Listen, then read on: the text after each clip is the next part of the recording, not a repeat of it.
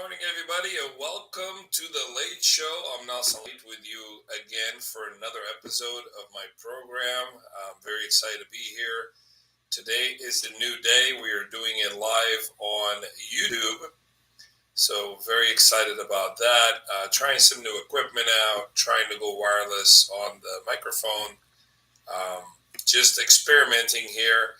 As we move forward, there will be more upgrades and changes, but I am working remote once again, so I'm unable to give it a more professional look as I'm building a studio at my residence, where in the future we'll be able to do some amazing things. So I want to thank you for being patient. I want to thank you for being here today. There's a lot to get into. I'm going to go with a different episode today, touching on some of the subjects that actually are taboo in today's society, and I want to go right into it. Those of you who know me personally know I like to stir shit up, and that's not my intent today, but I do want to basically talk about things that nobody wants to talk about, or they're afraid to talk about. Most of the time because they feel uncomfortable with the subject or they're not educated enough on the subject. Today we're going to be touching on toxic masculinity and homo and transphobia. Those are two subjects that I feel comfortable to talk about, and I think everyone that tunes in should get a little bit of information. I have some very legit sources that I'll be reading from in a little bit. So I'm excited about that. So let's get right into it. But before, I want to reach out and give a shout out to two people who have birthdays today. My good friend Rosa Moreira and Jessica Silveira. Happy birthday to you ladies. Keep up the good work. Amazing human beings, both of them.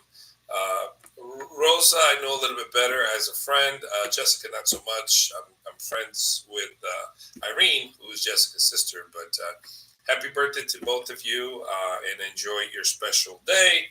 Today, June 4th, 2025, as we are right into summer. It's crazy how time is flying this year.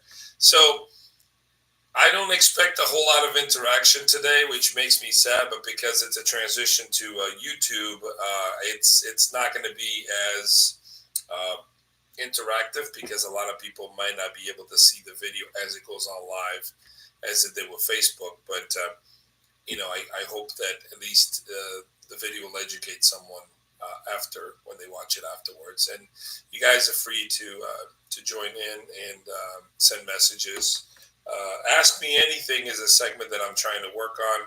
I did not get any questions. I know people are shy, but you could ask me on this chat room as we do go through it, or you could email me at delaychannel@gmail.com, and you can literally ask me anything. If I have an answer for you, I'll give you my answer. If I don't, I'll just be like, hey, you know what? I don't know. I don't have an opinion, whatever the case may be. All right, so let's talk about our first subject of the day, toxic masculinity. I hope the sound's coming out good. I know the picture's a little blurry because of the darkness in the room here. I'm in a hotel room in Philadelphia, but, just bear with me. Things will get better as we move forward. Toxic masculinity, so there's key components of it. There's the emotional suppression, the physical toughness, the dominance and aggression, the denial of help, hyper-independence, and misogyny, homophobia, and transphobia, which we'll talk about later. Toxic masculinity is something that it's really coming of age more than I've ever seen before. Not getting political, but the president of the United States is one of those guys stirring shit up. And a lot of the reasons why he got elected in this previous election is because he was basically going against a woman. And they use that. A lot of people, I've spoken to people that are friends and family that believe that a woman should not be in power because she's a woman, which is fucking insane and ridiculous. Let's just be honest. There's amazing leaders that are women, intelligent, dedicated, and many make better decisions than men do in different aspects of the world. So to judge someone based on their gender assuming that they're inferior is just prehistoric. I also have to point out that in the biblical sense, the Bible doesn't degrade women, but does not put a woman in the same level as a man. So there's a lot of that going on. So a lot of people can use that from the religious perspective. Let's just be honest. I don't know if you're a religious person or not. I'm not that religious. I grew up Catholic, as you may know, and I kind of stepped away from it all because there's a lot of stuff I don't agree. But we're not going to agree. We're not going to discuss religion today. But there is a lot of things that make it sound like a woman is inferior to a man. And like I said, POTUS, President of the United States, his actions, his attitude, and the things that he says may throw in, those men that feel degraded. Oh, I think I'm better than a woman, and I'm here to protect her, and all these other things. So there's a lot of it happening, and we have to look within ourselves as men. How comfortable am I with myself? Forget about anything else. How comfortable are you within yourself? Are you depressed? Do you feel like you are insecure about certain things in your life? I mean, all of those things contribute to toxic masculinity. For instance, a lot of men will probably, have bad experiences with women in the past, for whatever the case may be, and they don't hate women, but they degrade women based on their previous experiences in their life. I personally, and I have no shame of saying this, I was not very popular with the ladies back in my teenage years. In fact, my first kiss was at 1918. I'm sorry, I don't need it, thank you. So that's one interesting thing about doing a live show. I just had a lady knock on my door and say housekeeping. Anyways, as a teenager, I didn't get my first kiss until I was 19 years old. I was not popular with the ladies. I had a lot of girls who were friends, but never had any girlfriends. Now, I don't know why. I still talk to a lot of those friends from back then, and I ask them the same question, and they don't give me a specific answer. Maybe they don't know why. Maybe I just wasn't attractive, or I don't know. My personality was very different from most guys because I was always been very upfront. And back then, when you're younger, you don't appreciate the honesty. You basically want to hear what you want to hear. You don't want to hear what someone really thinks. So we'll get into that another time. But I could have been one of those guys that grew up hating women or feeling that, oh, you know what, they treated me like shit, so I need to get back at them somehow. Not at all. I appreciate a woman just like I appreciate a man as a human being in whole. There's good people and bad people on both genders. I'm not going to just assume that a woman is inferior to me because of her gender. That is just fucking insane. And I cannot assume that a guy is just as good as me because he's a guy. That is fucking stupid too. So the fact that all these men feel that they are better than women and they need to protect women is just insane and ridiculous, okay? And then there's also the background of things, right? I'm pretty secure with my body. I'm not no Brad Pitt. I get it. I have a belly. I'm overweight. I'm bald, But there are things that I'm pretty secure about. I'm not here to brag about that other men might not be secure about. So they try to compensate for something. That's just the fucking reality of it. I see it all the time. Guys with pickup trucks with jacked up wheels. Okay, guys with big fucking guns. Are you making up for something? Because it seems like you are. I have no way to prove it, but it just seems that way. And those are the guys who are part of the toxic masculinity problem. Maybe they were intimate with women, and women made comments about their penis size or how they perform, but maybe they came too early. Yes, guys, that's that type of show we're having today. Maybe it was all of those things combined, when in reality, it affected them and it brought out their insecurities. So their way to cope is to become an asshole towards women. Okay, perfect example of that is Andrew Tate. Okay, Andrew Tate, I don't know if you guys are familiar with him, but he's a very big influencer. British-American influencer who was in Romania. He was charged with rape, human trafficking, and forming an organized crime group to sexually exploit women.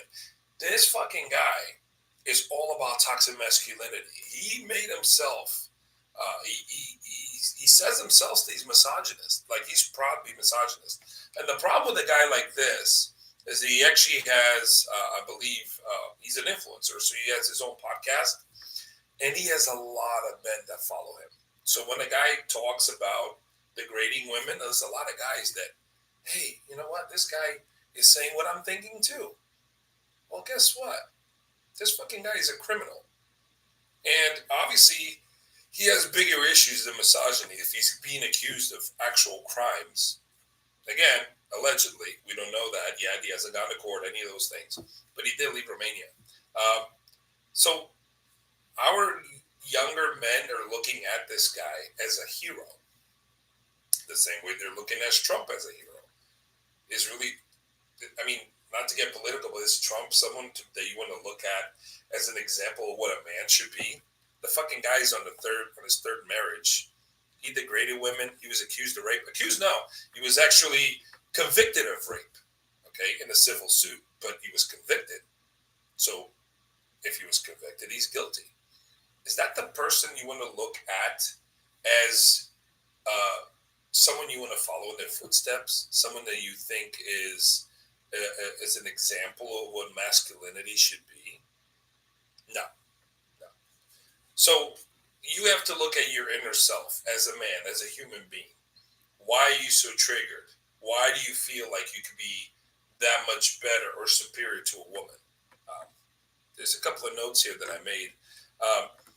Another thing, guys should not cry. Men should not cry. It's that whole stigma about men expressing vulnerability, bottling up emotions, impact relationships and their mental health. Because, men should not cry. I cry. I cry over stupid little shit. Because I'm okay with my emotions and I'm okay with letting out those emotions. It is what it is. Does that make me a wuss? Does that make me less of a man than you? No. It actually makes my mental health better. I'm better mentally than you probably are because you're bottling up all those emotions. Because maybe you were raised in thinking that a man should not cry. If you're not crying over something emotional, there's honestly something wrong with you. Boys are also taught, but a lot of this comes from generations of parenting and grandparenting, where they're taught to use anger and dominance to control, to be powerful and almighty, and the superior gender. They don't want to be seen as weak. They have a fear of being seen as weak because, maybe a guy that cries will be like, hey, look at that PUSSY guy, just, that pussy's just crying. Look at him, he's crying like a pussy. I mean, come on. It's okay to be connected with your emotions and express them. It's part of your mental health, or else you're not gonna be a happy person. Let's just be honest. Homophobia and transphobia, which is something we're going to talk about a little bit later as a separate issue, but it's connected to toxic masculinity. That's why I'm putting them together in today's show. Also, men mock or fear anything feminine. Little jokes here and there about, hey, you wearing tampons or whatever. I get it. You can make a joke about something. The problem is when you start actually believing that anything feminine is a problem. If you are married, or you have a girlfriend, here's a good litmus test. If she asks you, do you mind going to the pharmacy and getting me Tampax, tampons, so-and-so model, whatever, for whatever flow, a pack of 6. I don't know how many packs they have. But if she was to ask you that, go to Walgreens and get me this thing. How comfortable would you feel going there and buying it? I have absolutely no problem with it. Would you feel less of a man to walking in a pharmacy and grabbing a pack of tampons or maxi pads or something feminine and walking into the counter and paying for it? Obviously, the person at the counter knows it's not going to be for you. So, are you going to be less of a man buying feminine energy products? Ask yourself that question. Because if the answer is yes, if it would bother you, there's a problem. There is a problem. You need to look at that because that is not normal. That means that you're just that insecure about your sexuality. You're insecure about your manhood. You're insecure about a lot of things. You need to find out what the trigger is and get help. Yes, get help. Call someone, reach out to someone. Mental health is very important in this country. And you know what? Toxic masculinity could be just a symptom of a bigger issue that you may have. Anger issues, resentment issues. Look into that. Talk to someone. You'd be surprised how much help you could get, just by talking to someone and being open about it. Okay? Let's see. Where else was I? Toxic masculinity in romantic relationships, controlling behavior, acting that they are being protective, lack of emotional intimacy or communication. Yeah, I'm a man, so I need to protect her. So where are you going tonight? Who are you going with? Jealousy? Maybe. Do you really not trust your partner? Or do you think she can't be by herself or with her girlfriends going out for a night, having a couple of drinks? What's bugging you? Are you afraid that other men are going to hit on her? Why is this all triggering you? This is all insecurities as you as a person, as a man. You need to focus on those and figure out how to fix that because that's not normal. We spoke about this before, but pressure on dads to provide but not nurture. This happens a lot. How many people do you know that are divorced, have children, and they provide child support? I'm not talking about the ones that leave. I'm talking about the ones that actually provide child support. But how often do they spend time with their kids? How often do they do things with their children? How often do they hold their children, give them a kiss, and say, I love you? I see my son. Every time I see my son, I give him a hug, a kiss, and I say, I love you. To my son, man to man. You know why? Because I love my son. I love my daughter. So people might say, well, it's cool to say your daughter you love her, but it's weird when you say to you, why? You got issues if you think that. Love for a child is the strongest love in the fucking planet. I don't care how much you love someone, a significant other. When you love your child, it's at a different level. And it should be expressed because by me telling my son that, or my daughter, but let's focus on my son here. By me telling him that I love him, it just assures him that not only it's okay for his own dad to love him, but it's okay to me to express it. And I'd be like, hey, champ, good to see you. Punch him in the, on the shoulder. No, you don't have to do that. You could do that joking around once in a while. You may even express that way. But the love part is very important. A hug, a kiss, and say, I love you, buddy. You're my son. I love you. What's wrong with that? Nothing wrong with that. Is that going to make my son turn homo? No. But I bet some of you probably thought that already. It's fucking ridiculous. Fucking ridiculous. Getting a lot off my chest. Thank you all for being here. I do see that we have a few viewers on there. If you guys don't be shy, you want to interact, say hello on the chat group. It'd be nice to see you interact. If not, it's okay. Now, let's see. Again, ask me anything. I would like to do that segment today. If you want to ask me anything, please send me either an email or a message on the chat. Email is delaychannel@gmail.com, and I'll address that towards the end of the show. If not, hopefully on the next one, we'll do it. So from toxic masculinity to homophobia and transphobia. Okay. So I have friends and family who are LGBTQ plus, they have alternative lifestyles. This is how I feel about it. And honestly, at one point, there's Sandra Carvello, my girlfriend. Hi, Sandra. Hi, sweetie. She's saying great points. Thank you. So I don't even know where to begin with this. Homophobia comes from someone who doesn't understand homosexuality, or they think they do, but they don't actually face the reality. My first encounter with a homosexual person who was assumed, because you might come in contact with them every day, but they're closeted. You'll never know, right? But my first time was way back in the 90s when I was working at a little liquor store in Newark, New Jersey that still exists, known as Home Liquors. And there was a guy there, another stock boy like myself, who came out. He came out and, he kind of told everybody, hey guys, just want to let you know, I'm still the same person that's been working here all this time, but I came out. I'm gay. How do you guys feel about that?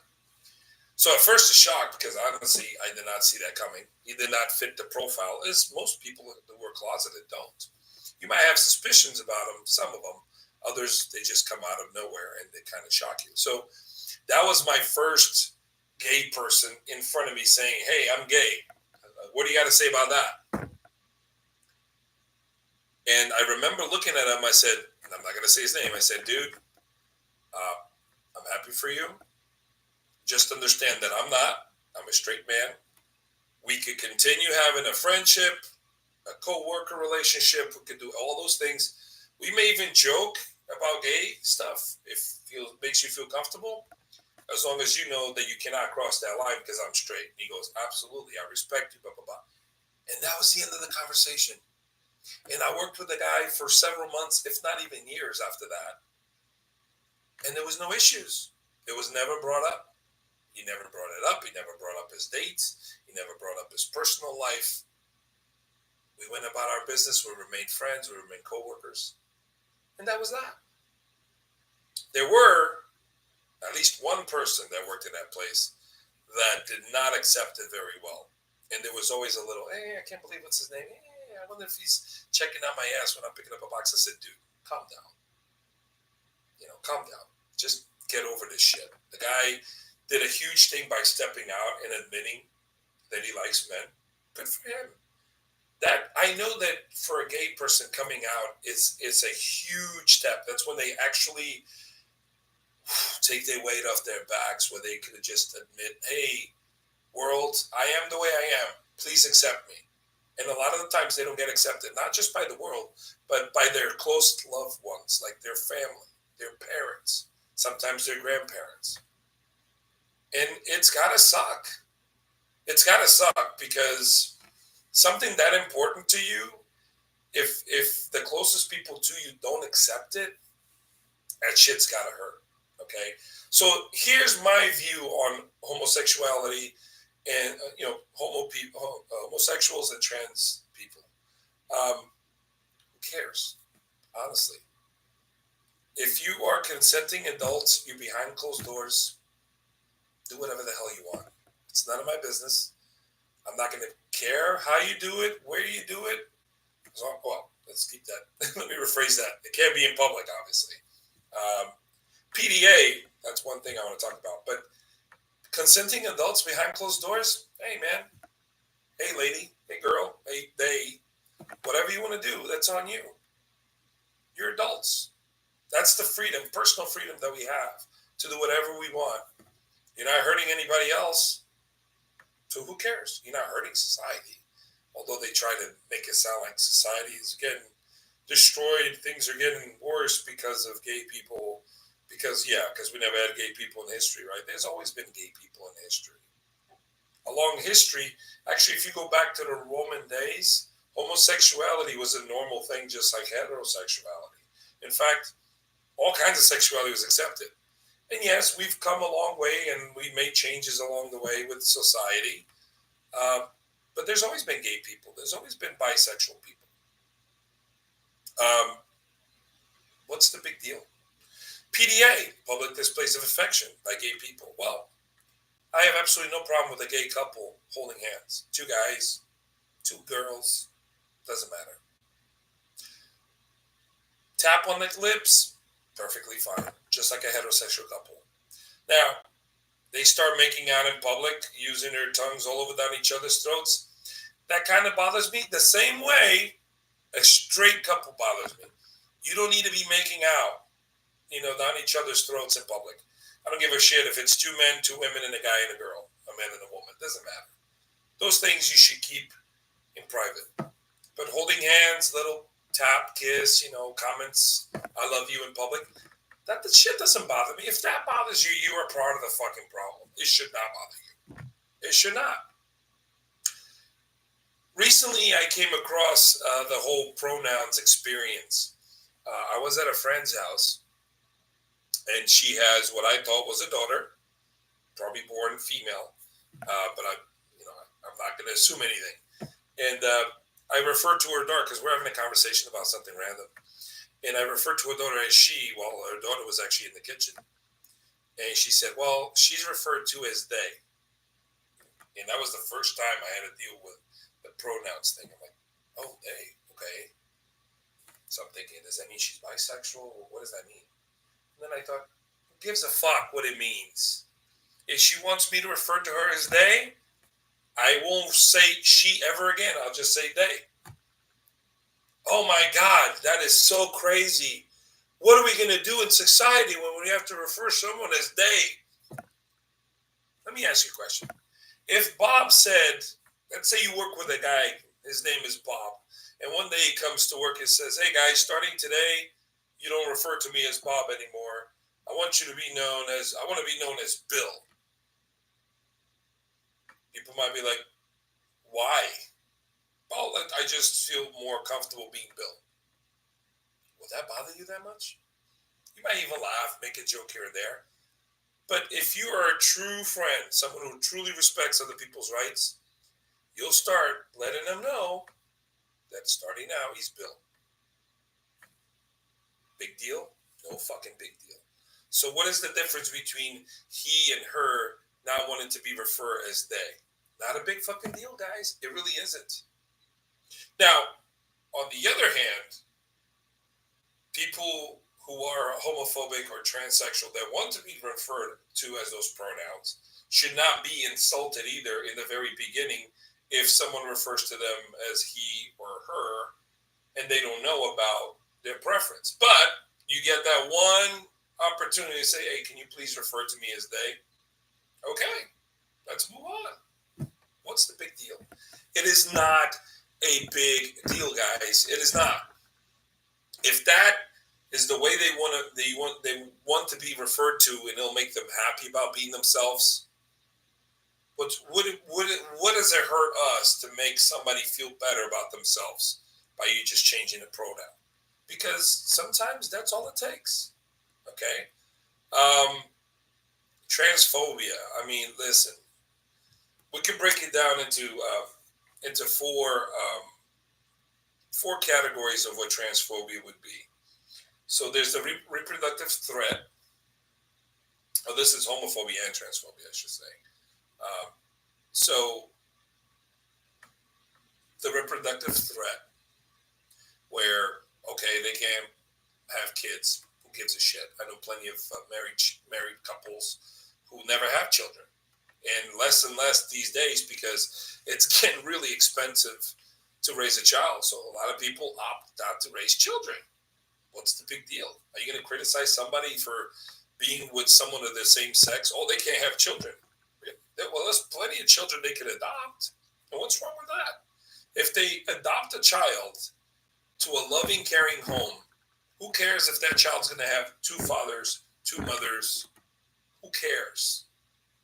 Who the fuck cares? That child will probably have more love than at a foster home or with a lot of straight couples who beat their kids or do worse things to their kids. Okay, so that's point one, reproductive threat. Number two, risk of disease. Okay, let's be honest. There is a higher risk of disease such as HIV or AIDS in the gay community. Not because what they do puts them at a higher risk, but because a lot of the times they're careless or not as careful about protecting themselves. And yeah, it's a reality. But I'm not going to judge them based on that because there are people that are responsible and they care about themselves and they're not going to not have safe sex. I mean, there's adults, straight, adults that don't practice safe sex. And they have all kinds of, STIs, sexually transmitted infection, not STDs anymore. It's an STI now. So yeah, I mean, just be safe out there, people.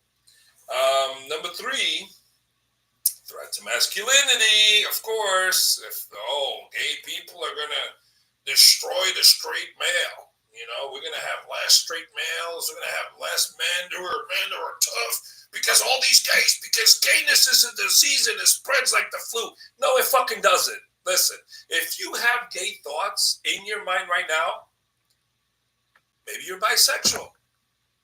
It's not something you picked up from Joe, the next door neighbor who's married to Bill, the gay man. You didn't pick it up from them. It's within you. And it's not a disease, and it's not something that cures, and it's not something there's a treatment. It's a perfectly fine genetic change in your body. It's different. It's not unusual. It's real.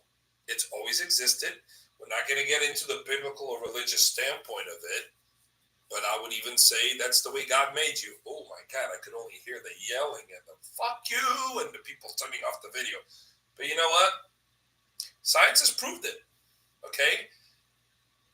Gay people, mostly transgender people, are basically born in the wrong body, and they want to make that change within their life. Their thoughts are different, okay? Even as kids, okay? I remember being a child. This is going to be a little weird to say, but I remember being a kid and watching TV, and I don't know, woman's boobs would pop out on TV, and I was little. I mean, I don't know. 8, 9, maybe younger. And I remember getting a rise in my pants and going, whoa, what the hell's going on over there? Why is this happening? I didn't even know why. Maybe my brain told me, hey, you like women. Now, if you were a kid and the same thing happened to you when you saw someone of the same sex on TV, who's to blame? You can't blame anybody. It's nothing wrong. It's just the way nature is. And yes, there is homosexuality in nature. Yes, there is. There are animals who have gay sex. So, the whole thing about, that's things that humans made up. God would never make bullshit. Cut the crap. So a lot of people feel that homosexuality is a threat to masculinity because it spreads. Because it's cool to be gay. Really? Have you ever spoken to an actual gay person and asked them, how much shit did you go through to come out of the closet? How attacked were you? How degraded were you as a human being when you first came out? How many people stopped talking to you? How many people started telling you that what you were doing is wrong and you need to change? How many people told you need to go to church to do counseling, conversion therapy? How many? I would think a lot. Do you really think it's trendy to be gay? Gay people have suffered a lot. It's not an easy thing to do because they get judged all the time. So when you say that, you should really reconsider and get in your facts, okay? And then, of course, repressed homosexuality. You may have heard at least one case of a person who preached against homosexuality and himself was caught with his pants down. Oh my God! Literally in homosexuality. I actually know at least one person, one man that this happened to. I'm not going to say names. I respect everybody's privacy. But he once told me, because we have an homosexual artist in our community. We have more than one, but I'm referring to one in particular, where this man says, well, that guy, he's disgusting. He lives with another man and blah, blah, blah, blah, blah, blah. And I'm like, so what? That's his life. Yeah, but it's just weird. And then a couple years later, the same guy that told me this got caught in bed with a dude.